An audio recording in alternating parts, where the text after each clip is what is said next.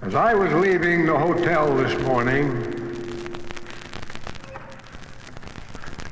a doorman asked me, "Where are you bound for, General?"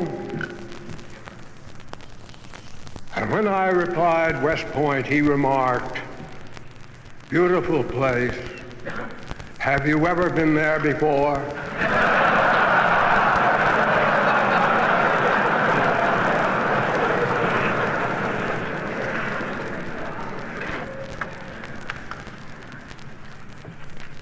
No human being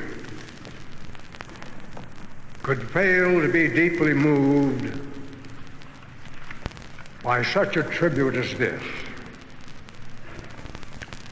Coming from a profession I have served so long and a people I have loved so well, it fills me with an emotion I cannot express. But this award is not intended primarily to honor a personality, but to symbolize a great moral code.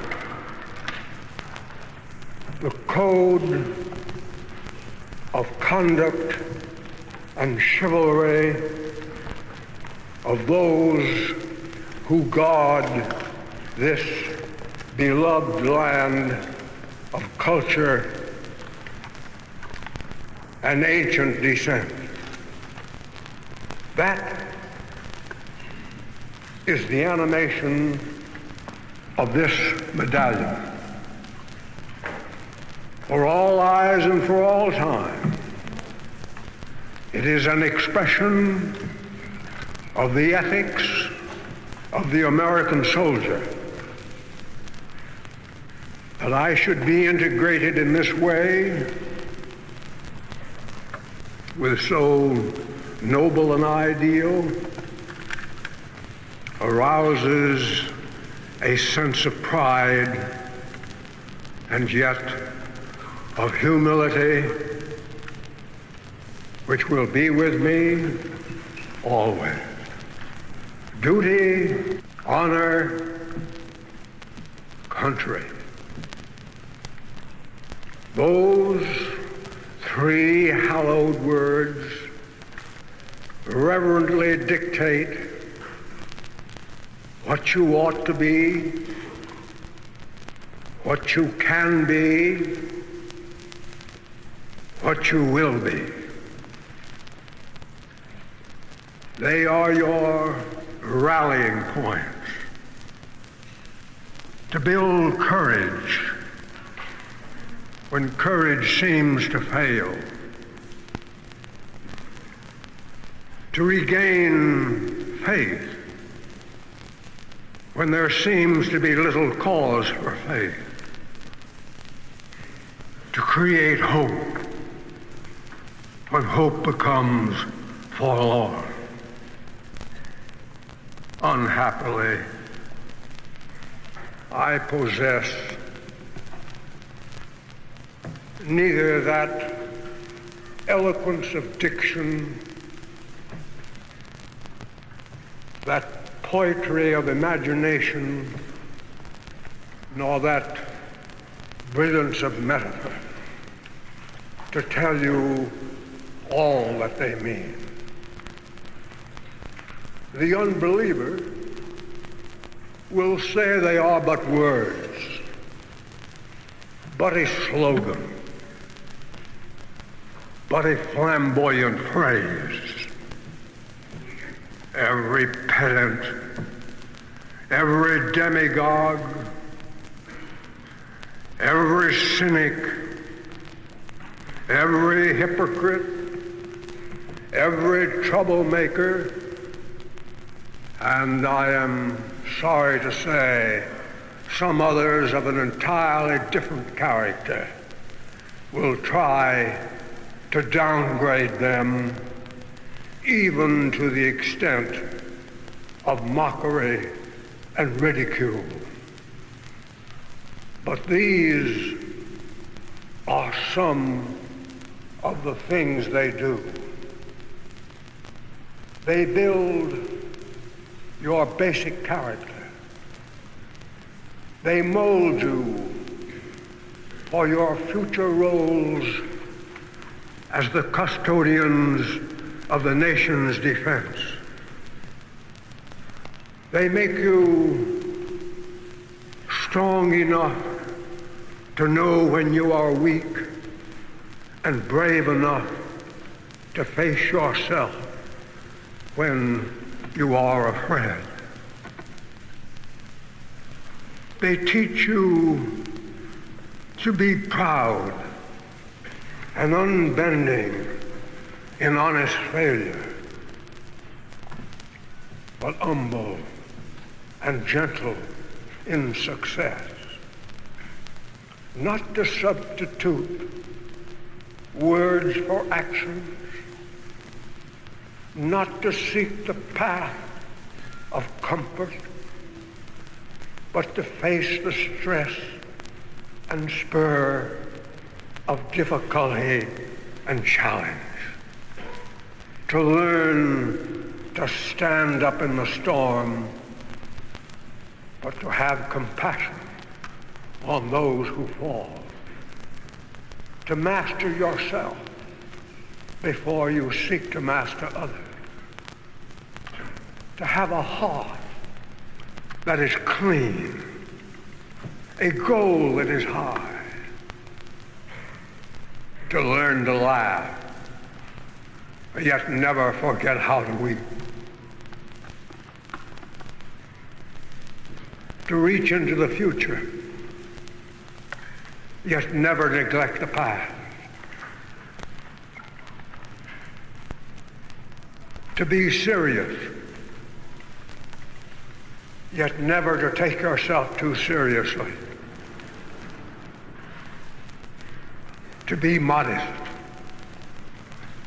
so that you will remember the simplicity of true greatness, the open mind of true wisdom, the meekness of true strength. They give you a temper of the will, a quality of the imagination, a vigor of the emotions, a freshness of the deep springs of life, a temperamental predominance of courage over timidity, of an appetite for adventure over love of ease. They create in your heart the sense of wonder, the unfailing hope of what next, and the joy and inspiration of life. They teach you in this way to be an officer and a gentleman. And what sort of soldiers are those you are to lead? Are they reliable? Are they brave? Are they capable of victory? Their story is known to all of you. It is the story of the American man-at-arms. My estimate of him was formed on the battlefield many, many years ago, and has never changed. I regarded him then as I regard him now, as one of the world's noblest figures, not only as one of the finest military characters, but also as one of the most stainless. His name and fame are the birthright of every American citizen. In his youth and strength, his love and loyalty, he gave all that mortality can give. He needs no eulogy from me or from any other man. He has written his own history and written it in red on his enemy's breast. But when I think of his patience under adversity, of his courage under fire, and of his modesty in victory, I am filled with an emotion of admiration I cannot put into words. He belongs to history as furnishing one of the greatest examples of successful patriotism. He belongs to posterity as the instructor of future generations in the principles of liberty and freedom. He belongs to the present, to us, by his virtues and by his achievements. In 20 campaigns, on 100 battlefields, around 1,000 campfires, I have witnessed that enduring fortitude, that patriotic self-abnegation, and that invincible determination which have carved his statue in the hearts of his people. From one end of the world to the other, he has drained deep the chalice of courage. As I listen to those songs, in memory's eye, I could see those staggering columns of the First World War, bending under soggy packs on many a weary march,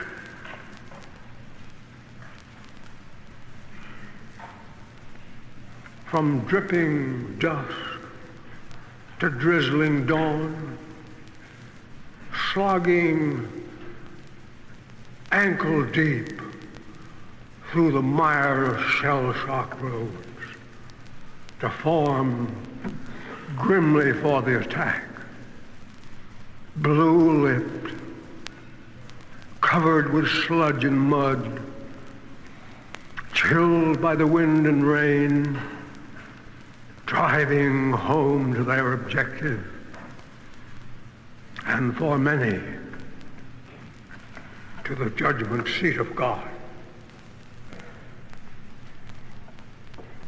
I do not know the dignity of their birth, but I do know the glory of their death. They died unquestioning, uncomplaining, with faith in their hearts and on their lips the hope that we would go on to victory. Always for them duty, honor, country. Always their blood and sweat and tears as we sought the way and the light and the truth.